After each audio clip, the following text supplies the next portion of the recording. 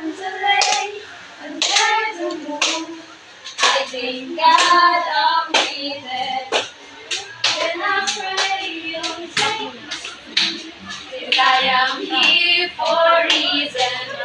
The Seven Ages of Man, from As You Like It by William Shakespeare. All the world they stage, and all the men and women, early players, they have their exits and entrances. And one man in his time plays many parts. This act of being 1, 2, 3, 4, 5, 6, 7 At first, the eight ones, Beauty and Beauty, there's the stars.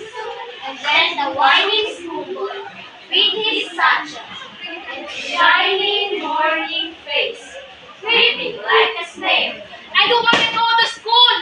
I'm really ready to school. And then the lover. Dahil naging for days with a woeful ballad, Mistress Anne. And then the soldier.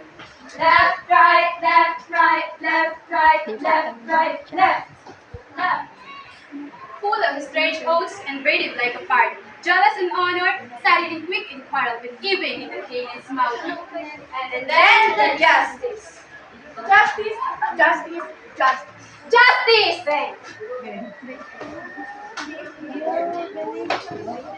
In a barren valley with good with icy beer and great podcasts, full of white sauce and modern instances in soy places apart.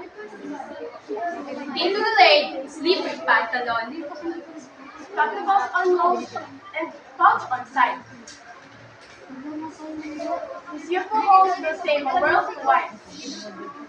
For his shamsham, and his big Molly voice. Big Molly voice!